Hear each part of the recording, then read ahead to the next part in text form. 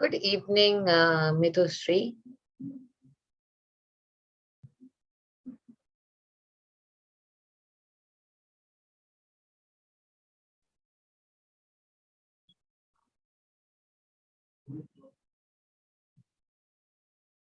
Hi, everyone who's joining in. We will start in a moment.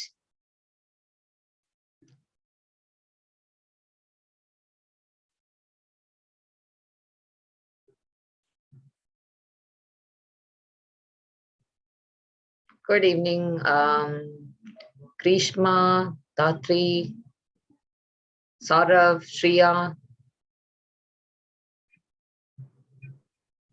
Maji, Sahiti. Great to have you here. So we're just waiting a minute more.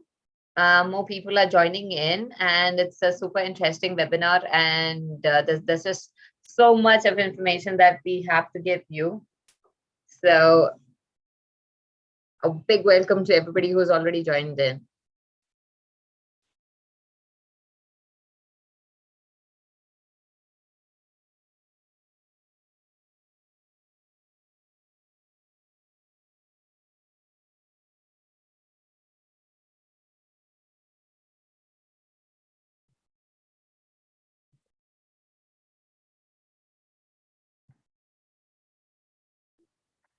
Hi, Saurabh. Hi, Shali.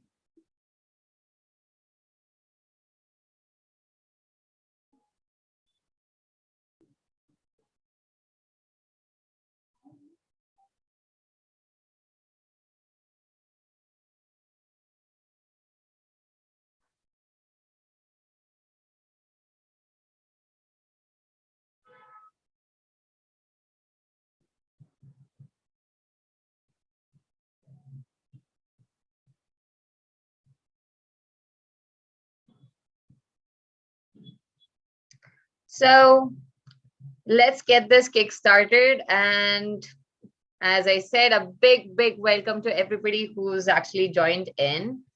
Well, it's a new year, and we're all set to kickstart the journey for the MS admissions for 2024. And there are a lot of questions that are sure to pop up on your mind with respect to the journey, as well as related to test preparation, particularly the GRE general test.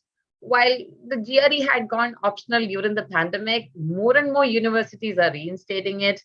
Now, to learn about a lot of these aspects and everything that could affect your preparation for your application, we have two of our best experts on board, Priya Kaur and Priya Narayanan. Now, to talk about Priya Kaur, she is a distinguished study abroad professional with a career spanning over 15 years in overseas education domain. She is a meticulous professional with extensive expertise in mentoring to study abroad aspirants targeting the top universities in the USA. She is also a well-versed expert with she's well-versed with the intricacies involved in the UG, graduate, and PG admissions process, like a full package, and holds an impeccable track record of placing students into the top Ivy League universities like Columbia, University of Michigan Ann Arbor, New York University, and more. A big warm welcome to you, Priya. Great to have you on board. Thank you, Seema. Now, talking about Priya Narayanan, well, it's kind of like all the experts with the same name. She is a certified math and verbal trainer for GRE, GMAT, and SAT with over 11 years of experience. And she has trained students and staff at prestigious institutions such as ANC, Colombo, Visvesvaraya Technological University, and more in Chennai. Priya is not only an expert content developer, but a stellar academician who has built strong connections with parents and students alike. Now, she's also a master trainer who is a very strong guiding force for her students and fellow teachers alike. Now, because of her commitment to her students' success, the top scores that she has helped students achieve over the years, she's really popular among her students. So the best experts that you can have on board. Priya Narayanan, a big welcome to you. Hello, everyone. So I'm going to let the experts take over. Priya Kar, over to you. Hi, good evening, everyone. A warm welcome to everyone. Today we'll talk about more about the GRE. What is the impact of GRE? What all benefits you'll be getting in fall 24 admits? How important is for you to take GRE? And what is the key, what all key steps you need to take care when you're applying to good universities for a master's program, and what all can make you a successful applicant, right? So let us begin.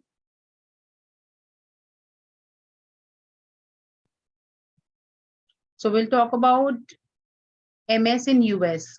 Hope everyone is aware that if you're looking for any master's degree in US, GRE is a major component, and we'll discuss more about it, that what can help you out in getting it into a good university, what are the components that you need to take care.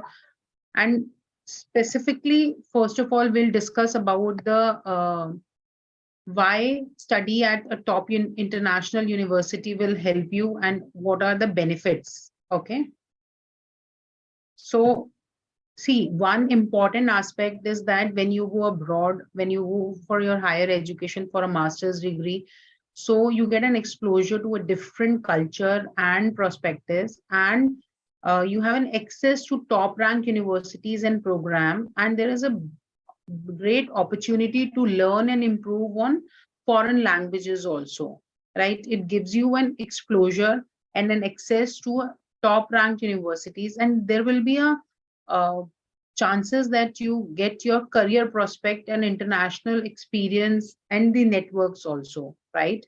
So exposure to different teaching and learning methods also, and an opportunity to build a global professional network. And there is also a personal growth and development through independence and adaptability. So why we should go to a top international university is so that you can learn more, you can interact with the universities and the laboratories there. And there are top universities which has noble affiliations like Harvard, Columbia, and MIT. These all universities are certain top universities, right? So how to pursue your master's from a top international university? These are certain key factors which you need to take into consideration when you're applying to the top universities for a master's program. One is your profile, second is your career goals, and third is program expectation. These are certain three key factors. What is your profile and what is your career goal, and on that basis if you will opt for a program will help you out. So we always need to take care and decide and keep these certain points into mind, that which university program suits my aspirations. Do the program align with my profile and academics, or how should I position myself, and what should we have, GRE or GMAT scores to be targeted, and when should I apply to the program? These are certain common questions which an international a student applying to international universities need to take care, right? So these are certain top destinations for international students if you wanted to apply to, and these are certain basic requirements and some guidelines which you need to take care when you're applying to these two top destinations. Suppose somebody wanted to apply to US for a master's degree, they need minimum 16 years of education for a master's degree, and the test required for master's education is GRE, GMAT plus IELTS and TOEFL. And the total duration of master's program in US is 2 years, and on an average the tuition fees is somewhere around $40,000 to $80,000. And after completing your studies in US, you get post-study work visa of 3 years, which is called as OPT. And the popular programs which are in demand or students wanted to go for is engineering programs, computer science, and certain management programs and life sciences related programs are there in US, which is very popular among the students. So the next popular destination which students look out for their higher education is Canada. And Canadian universities, some of the universities accept 15 years, some of them don't accept. So normally it is suggested that you should have 16 years of education only. And the test required for Canadian universities is only IELTS. And the duration of a master's program is 2 years. And the average tuition fees in a good, decent rank university in Canada is somewhere around 20,000 to 35,000 Canadian dollars. And the post-study work visa which you get in Canada is somewhere around 3 years. And some popular programs which are in demand in Canada are engineering, IT-related programs, and pharmacy and technician hospitality. These are certain popular programs which are in demand in Canada. Now we'll talk about UK. If somebody wanted to apply for a UK for a master's degree with 15 years of education also, they can apply. And there is a requirement of IELTS only. And the duration of a master's program in UK is 1 year. See, UK is the only destination where there is a master's degrees of 1 year. If you see if you compare it with any other destinations, it will be 2 years. UK has only 1 year master's degree. And the average tuition fees is somewhere around 15,000 to 40,000 dollars yearly, pounds yearly. And post-study work visa, which you get after completing your master's degree, is 2 years. And programs which are popular is almost similar like other destinations: management, engineering, physical life sciences, social science, and applied sciences. So we'll talk about other destinations too. But before that, I wanted to tell you that when you apply for a master's degree, there are certain key components or which are required for your application, or you can say the application consists of all these things, right? You should have a good resume. You should know what essays, how to present your essays, and there are letter of recommendations which are required.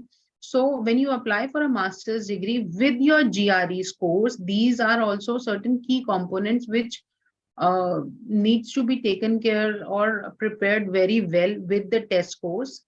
Your resume should be as per the your program you are applying for, and there are certain essays. Every university has a different essay requirement, so you should present and you should submit all your essays in a proper with all your career goals and all that.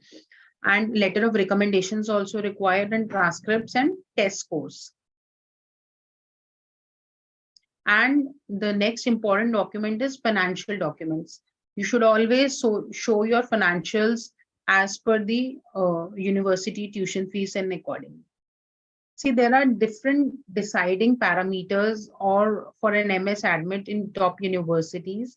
So yes, your education plays an important role. Whatever GPA you have maintained till now plays the major part of your like in your application. This is a major part. Your GPA plays an important role. And the next major component is your GRE scores. And rest I've just explained: your essays, your letter of recommendations, your resume. And if you have any research work, publications, or any research papers or technical projects, something like that, these all things also are the deciding parameters for your admits in the international universities. So these are the timelines. If you wanted to apply to suppose US or any university in Canada, US, these are certain timelines which you need to take care when you are applying to Canadian universities. There are two intakes, fall and spring. Fall is a major intake in all the destination.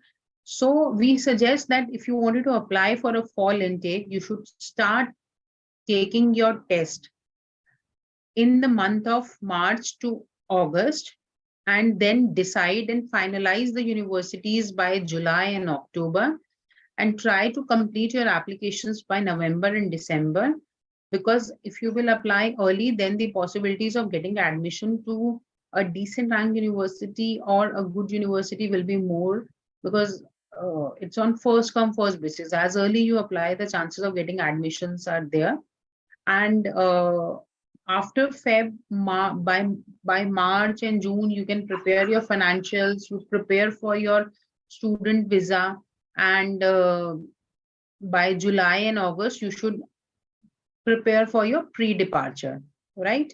So this is about fall. And for spring intake also, if you are looking for spring intake, so you should start preparing and taking your test by March and June, and then shortlist your universities by April and July, and complete your applications by July and October. And October to December is the time when you should start with your, you will start getting admits from the universities. And then in December, you should start your visa process. And in this December, you should fly and join the universities. These are the certain basic timelines which everybody should follow for fall and spring intake.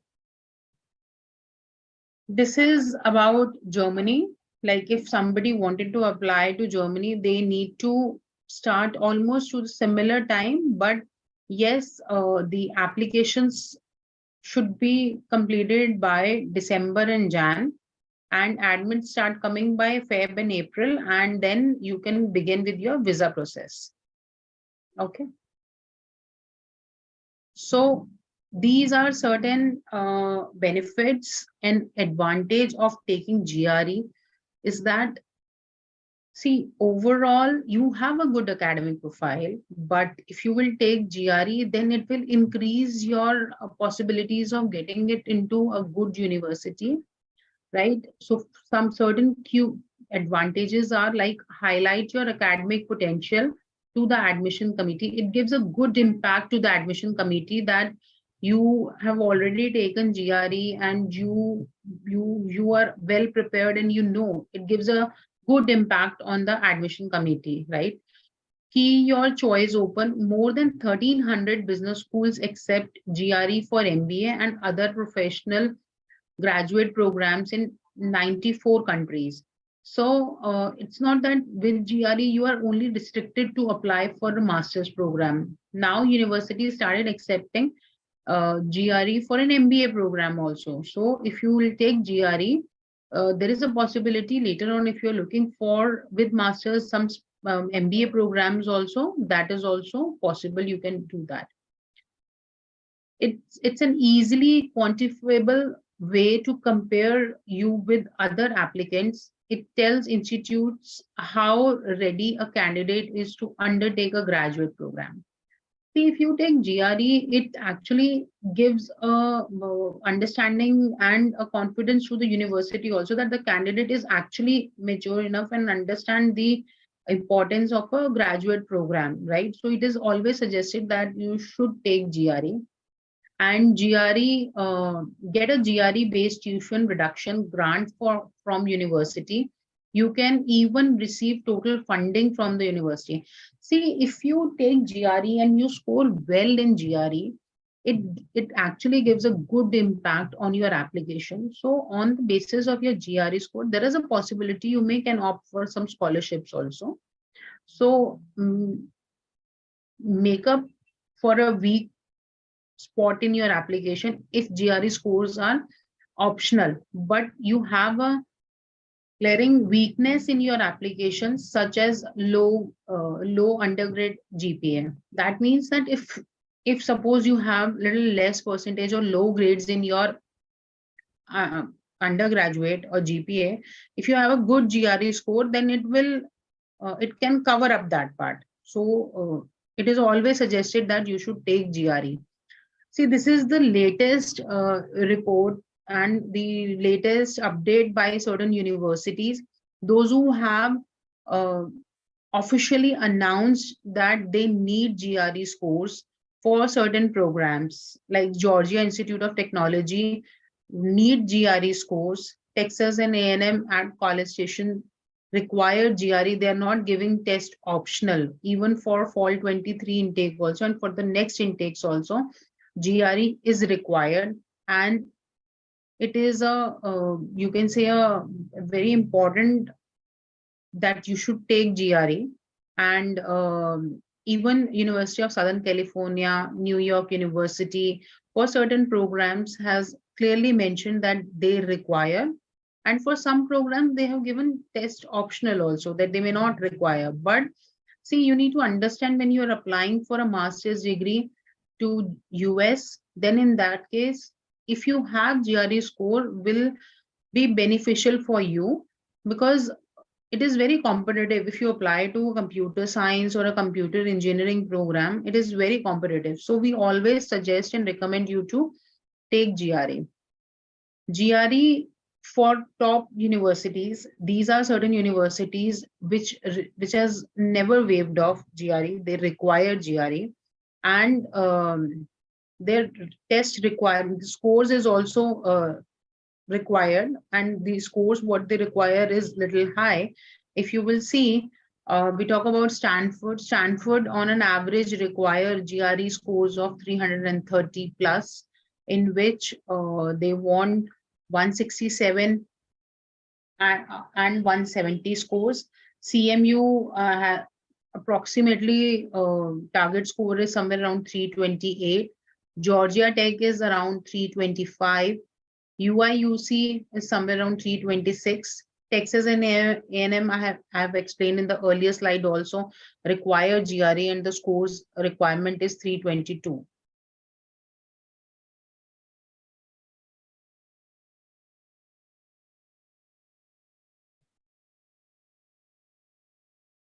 So these are certain key factors which Manya can help you in preparing your application, your journey, how to achieve a top admit. We help you with the end-to-end process.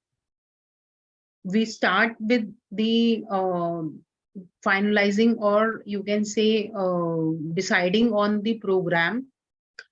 Suppose you wanted to decide, you want a review sessions to finalize the program. We even help in building the profile also.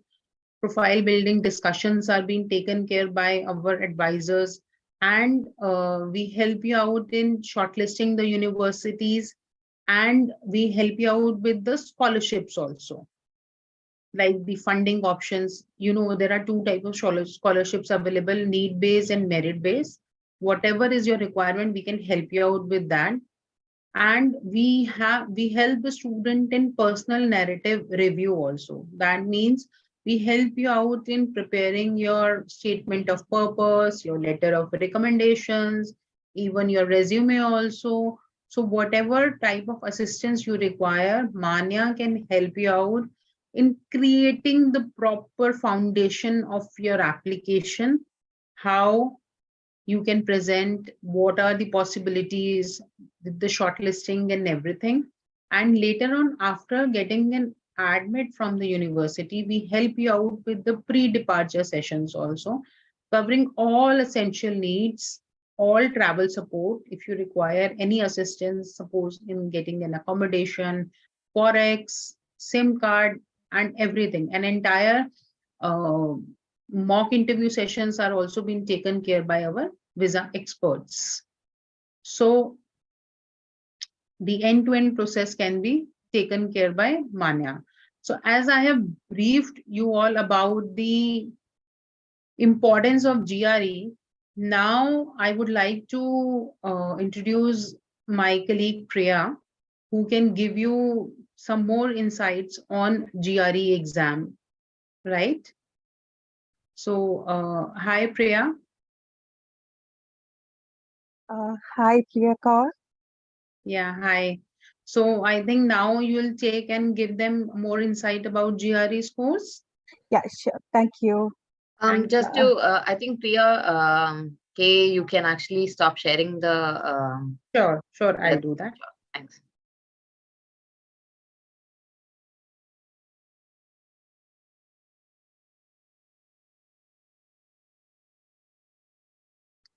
So good evening, one and all present here.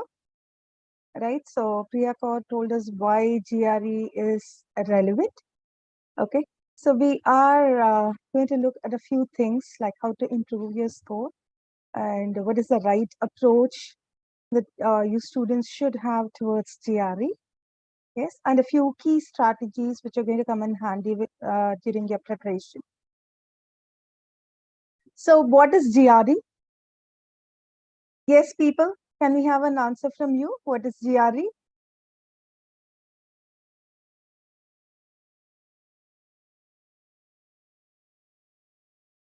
Participants, attendees, can we have a answer from your end?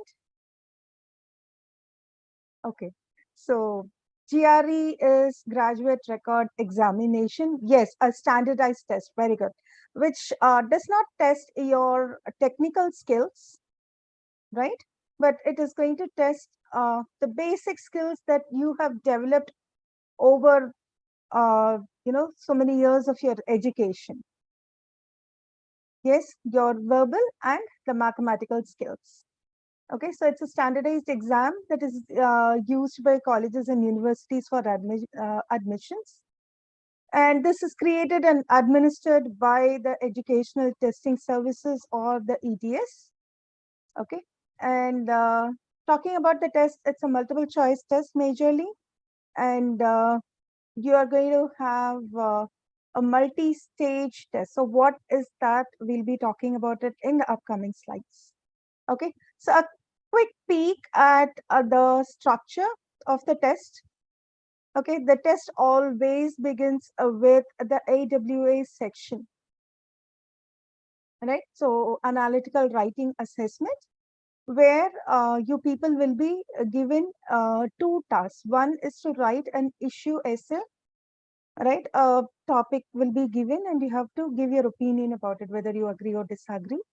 And then an argument will be given and you have to discuss about the logical soundness of that argument, right? So these are the two tasks that the test always begins with.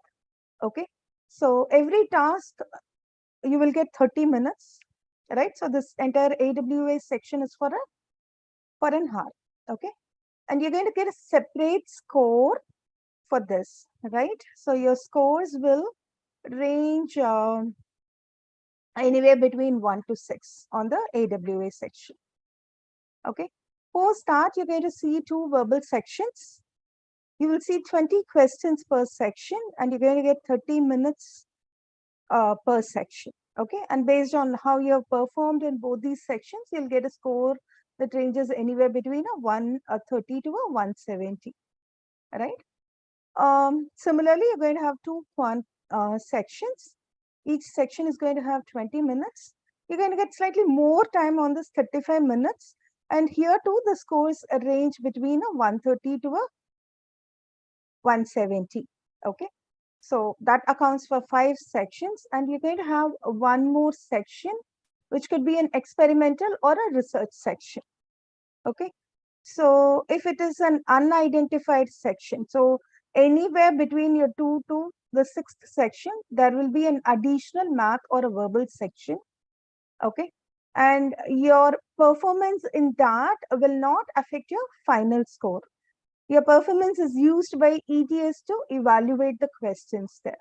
Okay. So such a section is called as a research section. Unfortunately for us, you will not be informed which one is the experimental section. Okay. But if it's going to be a research section, it always comes in the end, the 6th section. Okay. So you cannot miss on the experimental section. You're going to treat it like another section on the GRE. Okay. Now, so why two sections on math and two sections on verbal? Can't they just give you like 40 questions at one go? So it doesn't happen that way. Okay. So what happens here is the first section for both verbal and the math, it's going to be a mixed bag section. Okay, you're going to see a few easy, few hard, and majorly medium level difficulty questions. Okay, and based on how you perform in this first section, right, decides the difficulty of the second section. So this happens individually for verbal. How you perform in the first verbal decides the difficulty level of the second verbal, and how you perform in the first math decides the difficulty level of the second math section. Okay. So if you do this really well, right, say you get 16 plus questions correct out of 20, the second section is going to be hard. So you're going to see more of harder questions on the second section, but that is going to be really beneficial because if you're targeting a 160 to 170 kind of score, so this is what you should look forward to, right? Get many questions correct in the first section so that the second one gets harder and your lower cap is fixed. Like say you're going to get a 160 plus score in that part. Okay. But what if I do it in an average way? Say I get anywhere between 8 to 12 or 13 questions correct. My second section will be a medium level section, which means I cannot go beyond a 159 in that, be it math or verbal, my scores will not go beyond 159. Okay. And if you do the first one really bad, the second section is going to be easier. Okay. But that is disadvantageous because your scores probably will not go beyond a 150 in that case. Okay. So I guess you people would have understood by now as what you should be doing, right? That make sure that you do your first section really well so that you end up with a harder one so that your scores are high. Okay.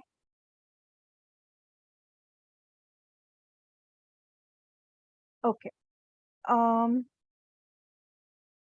one more important thing you should remember is within a section, whether a question is easy, medium, or hard, you're going to have the same weightage. Okay.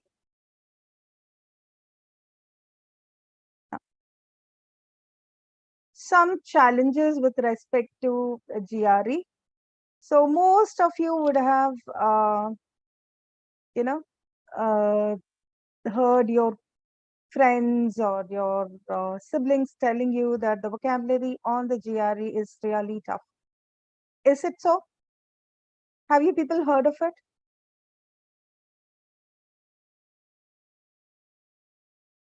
Can I have? Yeah, sort of says yes. What about others?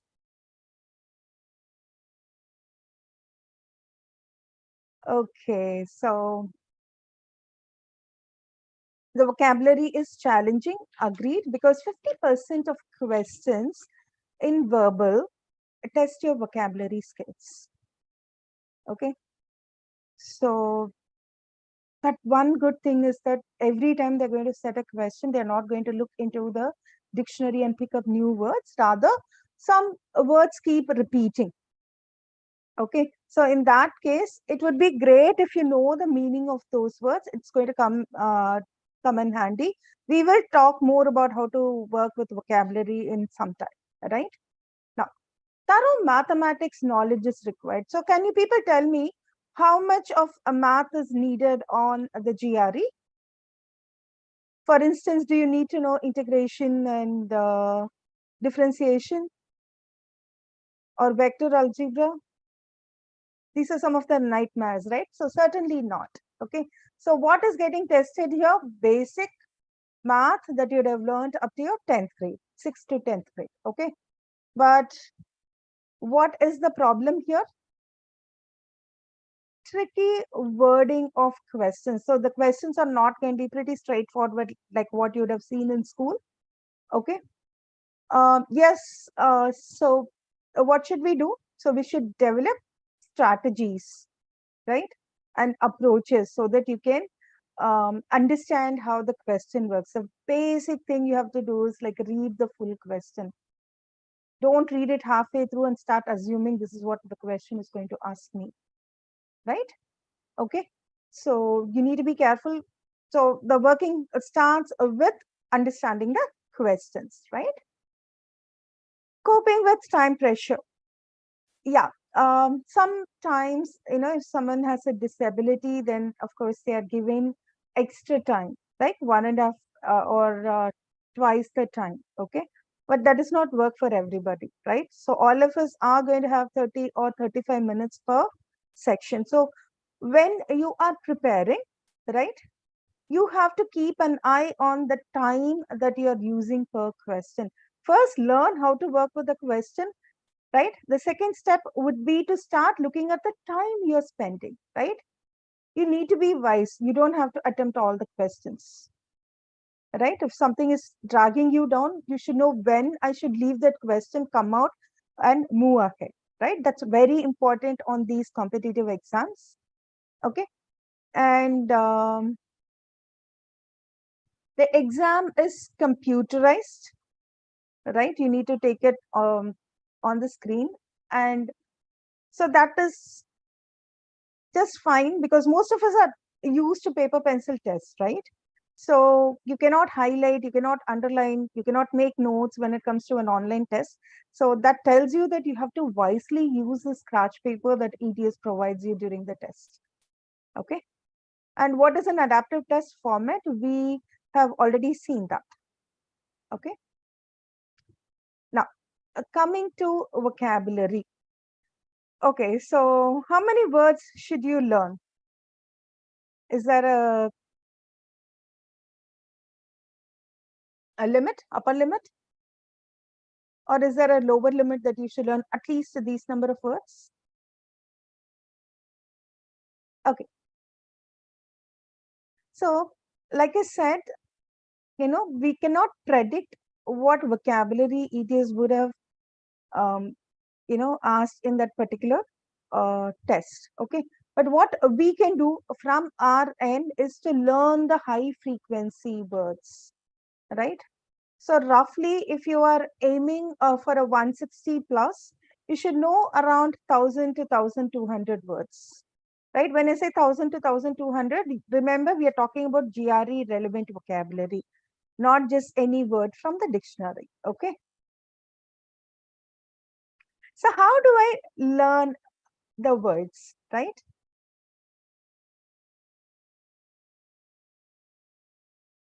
Okay. So how do you people learn learn a word? You look at a word, you'll go and look for the meaning. Am I right?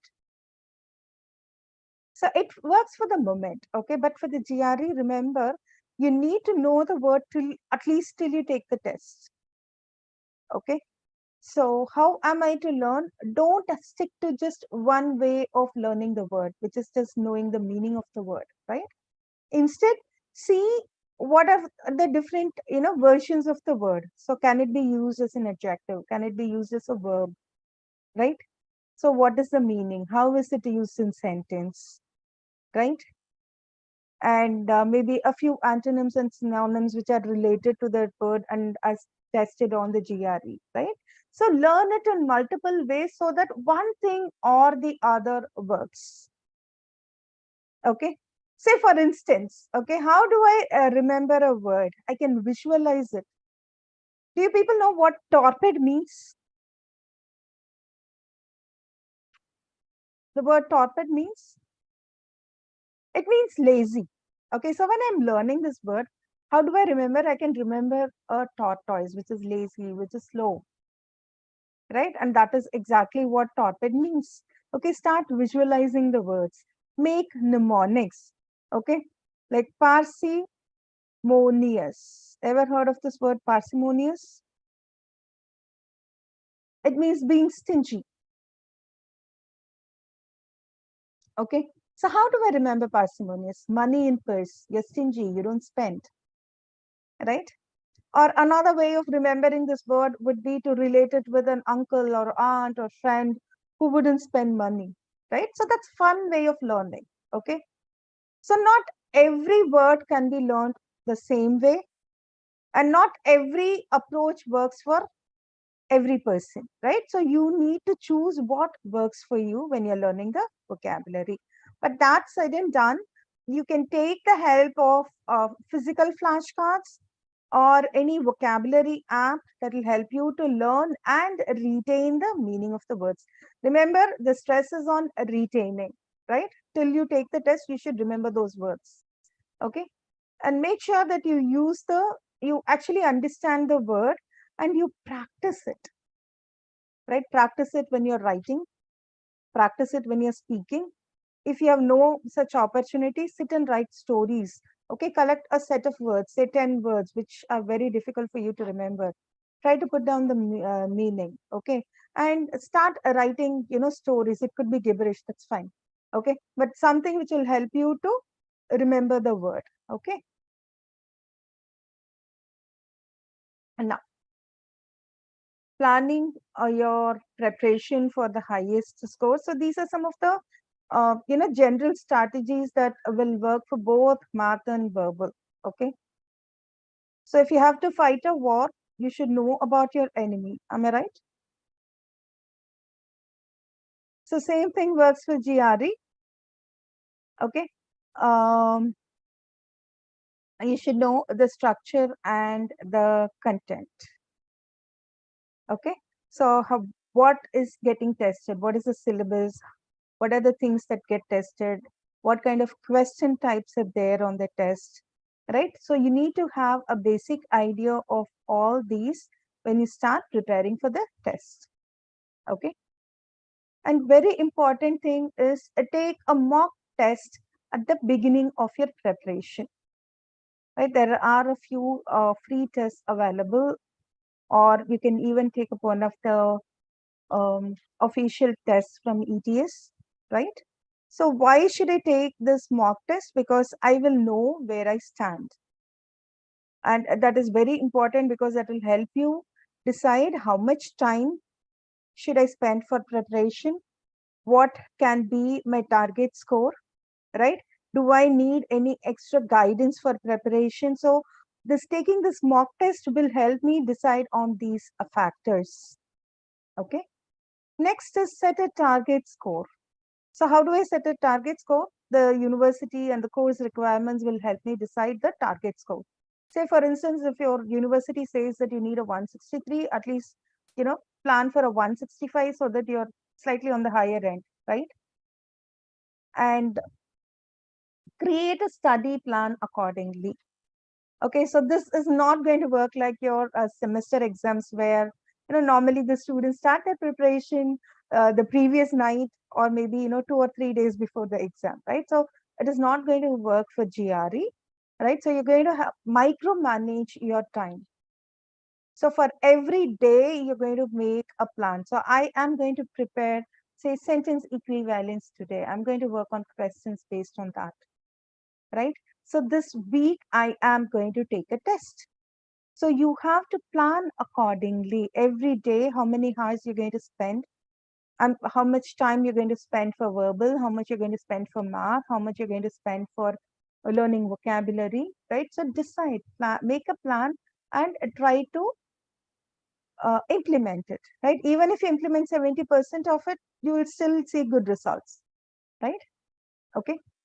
And another important thing which will decide your score will be, say you choose to take up a course, right? Or you choose to just buy books and prepare, right? That is totally up to you. Okay. But you have to choose wisely. All right. So if you're going for a prep course, make sure that they teach you strategies and approaches which will help you improve your scores, right? And same thing with books or materials. The books should teach you the right strategies to save time, not only get the questions right, but also within a stipulated time, right? So whichever course or material provides you that, you should go for it. And please don't start collecting materials for months together. Okay. There are lots of free materials available in the internet, right? Many of them are not up to the mark. Okay, so don't waste your time collecting too many materials, but you might want to stick to few books or a preparation course, which would be better, right? And take regular tests. So you have prepared for some time, right? How do I know whether I have learned it properly? I will know it only when I take a test, right? So your preparation course or your book should give you such tests also. So when you're taking the test, please keep these things at the back of your mind. Your test should mimic the actual GRE. The difficulty level and the types of questions should be similar to what you're going to see on the GRE, right? And when you're taking the test, make sure that you're going to take full length test. So what usually will happen is people will skip the AWA section, right? But on the actual test, you have to spend an hour writing the essay.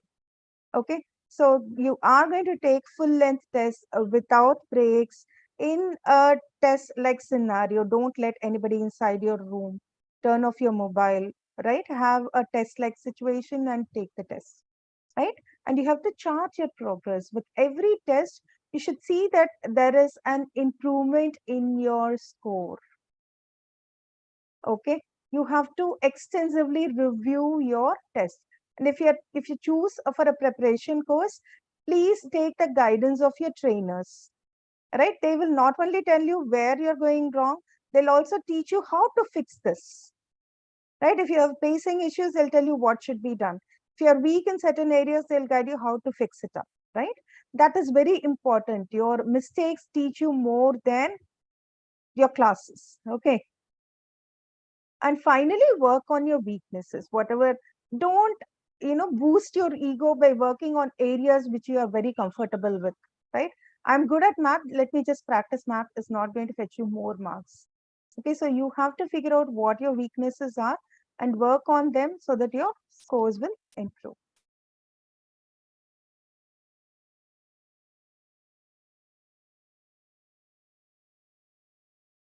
Okay, some universal strategies.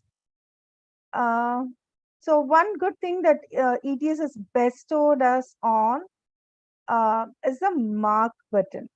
So on the test, so within a section, you don't have to necessarily follow the order in which the questions are presented. And remember, I already told you, be it an easy, difficult, or a difficult question, you're going to get the same raw score, right? You're going to get 1 point for getting an easy or a difficult question correct. Okay. So make sure that you're going to start with the easy ones and the medium ones, get them right, keep the harder ones for the end, right?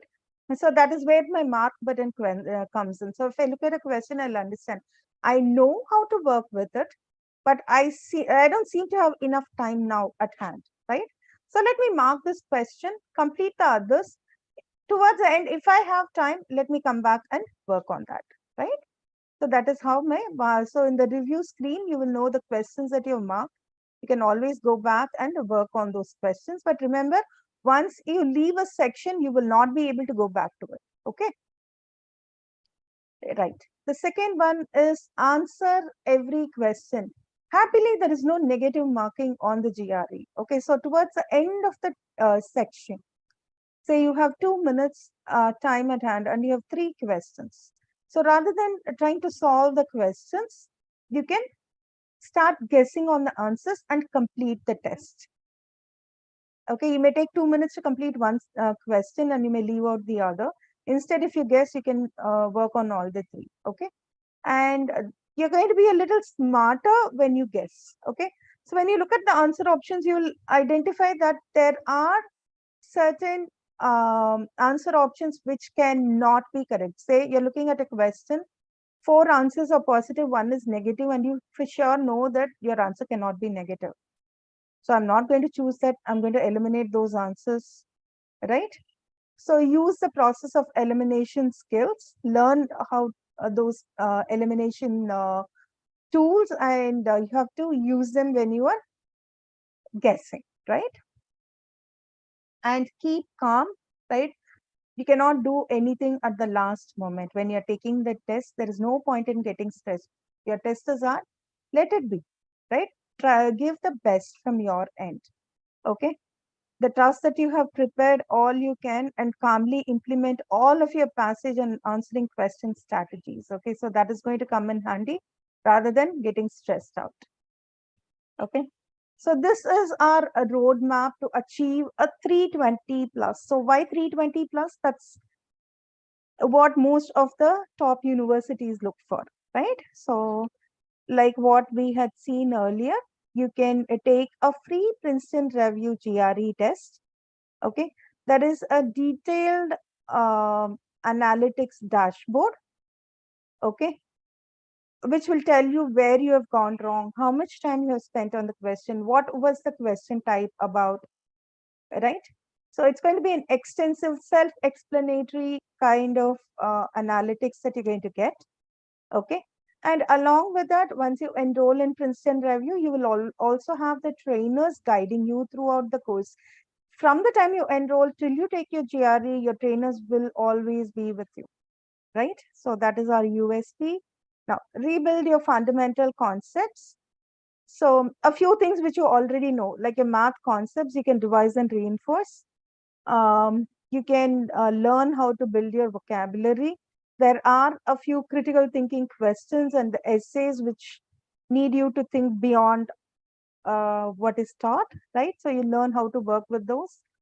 And with reading comprehensions will teach you the right technique so that you can answer the questions within the time. Okay. So master the Princeton Review test cracking strategies, learn the different question patterns, learn to focus not on formulae, but on logic. So it's not like how I do this particular question. It's all about what if I get a similar question on the test? How do I tackle it, right? So the entire course will focus on that. Okay. And I was talking about the trap answers, right? Using a process of elimination. So we will be teaching you how to get rid of the wrong answers. Okay.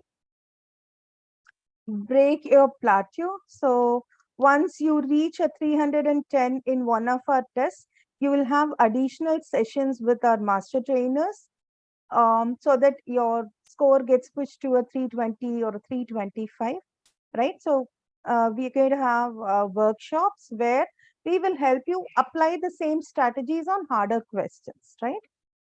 So an intensive question by question test analysis, like I had earlier said. Okay. And get ready for the test day.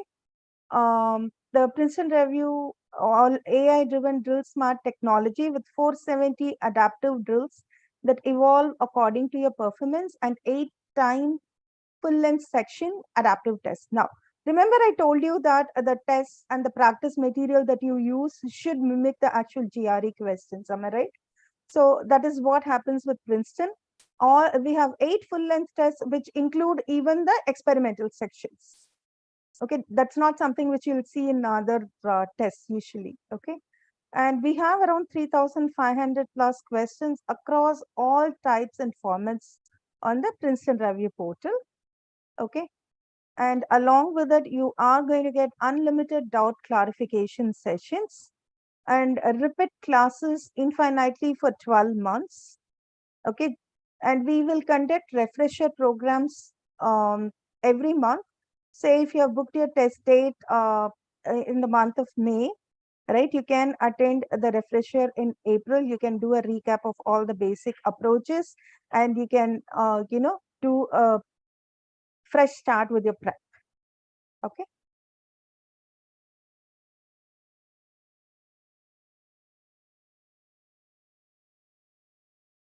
So thank you so much, Priya, and both the Priyas actually. As I said, experts have the same name. So Priya Kaur and Priya Narayanan, I think you have given quite a lot of insight to the students. I'm just going to open the window for students to ask any questions if they have related to how they need to kind of plan their MS 2024 application. What are the things that they have to look at, or any kind of doubt. So over to the audience, participants who have been patiently listening to and interacting with us. So would you like to, okay, Shivesh, GRE or GMAT, could you kind of like tell what your exact question is? Seema, I think so. He asked this question earlier also. He's looking Hmm? for masters in finance. Hmm. And for Okay, finance related programs, we always suggest that he should take GMAT. right. Yeah. So it's Shivesh is, Priya is recommending that, it's best. So both of them are definitely possible, but it's definitely recommended because you're kind of like moving into the management bit. And I think it kind of shows off the skills to the top universities as well, as I suppose, Yeah. be it USA or UK. Yeah. Be it US, be it UK, or even other top universities also. Suppose you're looking for universities in other European countries, then also we strongly recommend you to take GMAT. It will be helpful for you. I hope that answers your question, Shivesh. Okay, Bhatta Pardu has got this question. Are there universities in USA that accept GRE for MBA program? Yes, there are few universities which accept the scores for GRE, but you need to score really very well in GRE. You should aim for 320 plus, nothing less than that. Right. And I think the way the GMAT is actually changing right now with the new focus edition coming in, there's not Yes. not a way to even bring in the comparison between GRE and GMAT is what, the latest updates that I've got as well as and the way it's moving forward. Yeah, So for MBA, I think technically, Priya, if I'm not wrong, it's strongly recommended that students take GMAT than GRE, right? right. Because if you're looking for an MBA program, not in US, maybe any other destinations, then in that case also most of the universities require GMAT, be it it's any Indian B school or maybe any business school for an MBA abroad also anywhere. If you talk about M7 top B schools, everybody except GMAT. So it's not that you if you're aiming for MBA, then go for GMAT. If you're looking for MS, then take GRE. Right. So Jeevan has another question. How to crack admissions into Ivy League universities for MS and CS with a CGPA of 8? See, if you're looking for Ivy League for CS with 8 CGPA, you need to really work hard on your profile, do some kind of a research work, build your profile, do some publications, or maybe you need to work on certain projects that can enhance and give you a value addition to your profile. So in that way, you can get into any good university. Maybe if you wanted to get into Ivies like Harvard, Stanford, CMU, all these.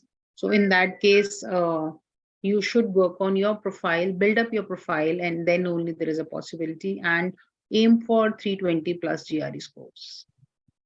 Okay, Safrita has asked this question. What about masters in marketing and other management masters? Does GRE hold good? Because most universities accept either GMAT or GRE. So for masters, but in management fields, what would be recommended? See, for management field, we recommend you to take GMAT. But if you're looking for masters in marketing or other related program, then you can take GRE also. That's not a problem, right? But you should aim and you should check the university requirements, because some universities for a management program are very specific that they require GMAT scores, right? So do check the university requirements. Some of them accept both, some of them are very restricted that they need GMAT scores.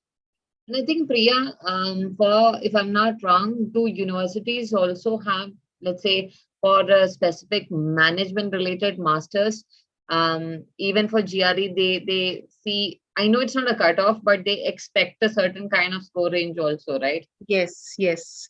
That is what I'm saying. If you remember, Seema, we discussed in a few slides that some Ivy or top universities require 330 also, Hmm. right? So it's not easy to get 330 in GRE. You need Basically, to the kind of profiles who are actually going yes, there have that kind of score range, and you need to be yeah, competitive enough. Okay. yeah, yeah. I hope that answers your questions. Are they? Shivesh has asked another question. You guys mentioned GMAT for finance, but it will be MSc finance.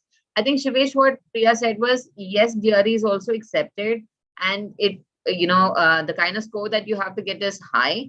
GMAT is recommended. If you have between both the tests, that's what she mentioned earlier as well.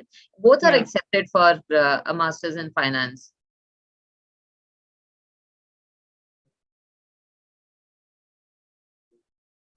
So, any other questions from our participants?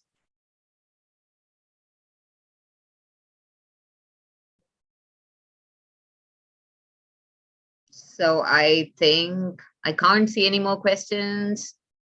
But if you do have any further questions, either with respect to the GRE or you want to get a more detailed understanding of the admissions, you can reach out to us on the given number, or also on the manyagroup.com website. You will be able to